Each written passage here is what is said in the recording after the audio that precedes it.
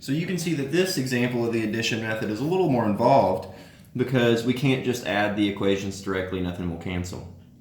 But remember, the idea is that we can add multiples of the equations together. And what we want to do is do that in a way so that one of the variables cancels. So if I'm looking at 3x and 2x or negative 4y and 3y, I'm just trying to multiply one of the equations in a way so that when I add it to the other equations, one of the variables will cancel. And sometimes it's easier to just multiply both of the equations by different numbers. I'm going to label these just to make it a little easier to talk about. I noticed that 3x and 2x both go into 6x. So it would be great if one of these x's had a coefficient of 6 and the other had a negative 6, so that when I added the equations, they would cancel. Well, let's make the top positive. So if I multiply 3 by 2, I get 6.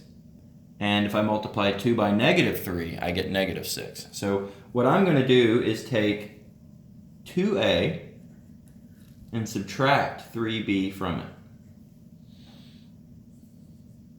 So what I've done here, 2a, 2 times 3 is 6x, minus 2 times negative 4 is 8y, equals 2 times 8 is 16.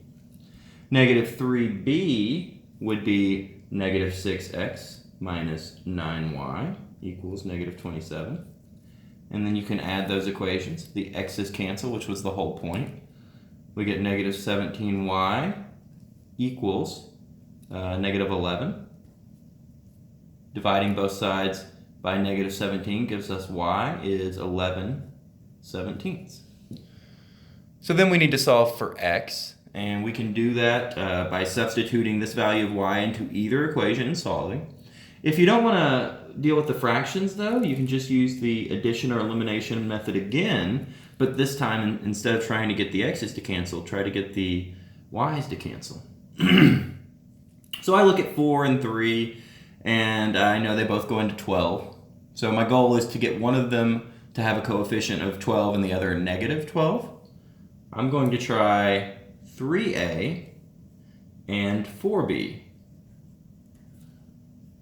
So 3a, 3 times 3 is 9x, minus 3 times 4 is 12y, and 8 times 3 is 24.